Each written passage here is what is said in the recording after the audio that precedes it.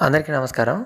గొర్రెల్లో ఈ జనవరి ఈ సీజన్‌లో కొంచెము గొంతు కింద వాపులనేవి ఎక్కువగా వస్తూ ఉంటాయి మనం చూసినట్లయితే. సో, దీనికి కొన్ని రకాల కారణాలున్నాయి. అందులో ముఖ్యమైనదేంటంటే పొట్ట జిలకలనమాట. సో, ఇవి ఈ పొట్టలు లేదా కార్జం అంటే లివర్ ఫ్లూక్స్ ఇవి అసలు గొర్రెల పొట్టలోనికి ఎలా వస్తాయి అనంటే, అవి ఎక్కడన్నా నీరు నిల్వ ఉండేటువంటి ప్రాంతాలలో అక్కడ గడ్డి మేయడం వల్ల ఆ గడ్డి ద్వారా వీటి పొట్టలోకి చేరతాయనమాట.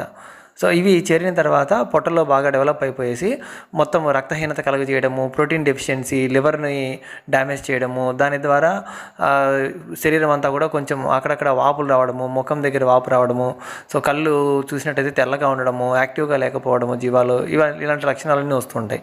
సో, అప్పుడప్పుడు కొంచెం పారుతూ ఉంటాయి కూడా. సో, పేడ పరీక్ష చేసినట్టయితే మనకు డాక్టర్ గారి దగ్గరికి వెళ్ళి పేడ పరీక్ష చేయించినట్లయితే కూడా వాళ్ళు చెప్పగలరు. సో, ఇది ప్రాబ్లం అనేసి.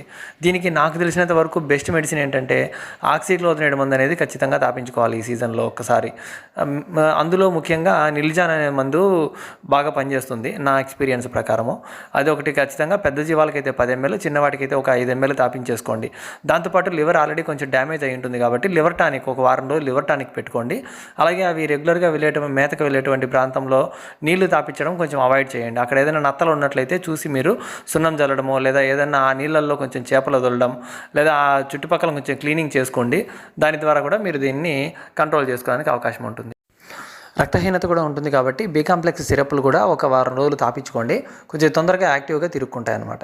సో, వీడియో నచ్చినట్లయితే తప్పకుండా లైక్ చేయండి. అలాగే మన ఛానల్ని సబ్స్క్రైబ్ చేసుకోండి. Thank you.